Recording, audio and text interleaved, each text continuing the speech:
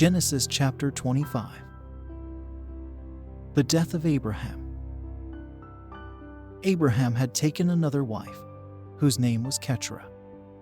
She bore him Zimran, Jokshan, Medan, Midian, Ishbak, and Shua. Jokshan was the father of Sheba and Dedan. The descendants of Dedan were the Asherites, the Letushites, and the Lumites. The sons of Midian were Ephah, Hanok, Abida, and Eldah. All these were descendants of Keturah. Abraham left everything he owned to Isaac. But while he was still living, he gave gifts to the sons of his concubines and sent them away from his son Isaac to the land of the east. Abraham lived 175 years. Then Abraham breathed his last and died at a good old age, an old man and full of years, and he was gathered to his people.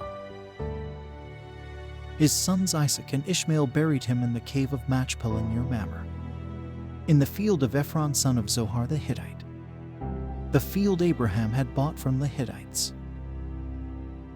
There Abraham was buried with his wife Sarah. After Abraham's death, God blessed his son Isaac, who then lived near Beer Lahai Roi. Ishmael's sons. This is the account of the family line of Abraham's son Ishmael, whom Sarah's slave, Hagar the Egyptian, bore to Abraham. These are the names of the sons of Ishmael, listed in the order of their birth. Nebaioth, the firstborn of Ishmael, Kedar, Adbeel, Mibsam, Mishma, Duma, Massa, Hadad, Tema, Jeter, Naphish, and Kedemah. These were the sons of Ishmael, and these are the names of the 12 tribal rulers according to their settlements and camps.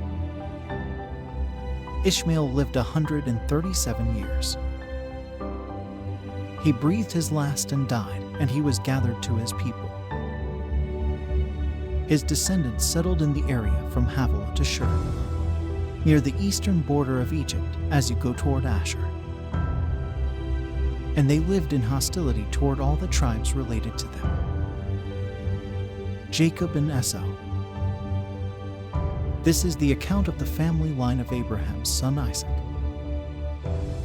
Abraham became the father of Isaac. And Isaac was 40 years old when he married Rebekah, daughter of Bethuel the Aramean, from Paddan Aram and sister of Laban the Aramean. Isaac prayed to the Lord on behalf of his wife because she was childless. The Lord answered his prayer, and his wife Rebekah became pregnant. The babies jostled each other within her, and she said, "Why is this happening to me?" So she went to inquire of the Lord. The Lord said to her, 2 nations are in your womb, and 2 peoples from within you will be separated. One people will be stronger than the other, and the older will serve the younger. When the time came for her to give birth, there were twin boys in her womb. The first to come out was red, and his whole body was like a hairy garment. So they named him Esau. After this, his brother came out, with his hand grasping Esau's heel, so he was named Jacob. Isaac was 60 years old when Rebekah gave birth to them. The boys grew up, and Esau became a skillful hunter, a man of the open country, while Jacob was content to stay at home among the tents. Isaac, who had a taste for wild game, loved Esau, but Rebekah loved Jacob. Once when Jacob was cooking some stew, Esau came in from the open country, famished. He said to Jacob, "Quick, let me have some of that red stew. I'm famished." That is why he was also called Edom.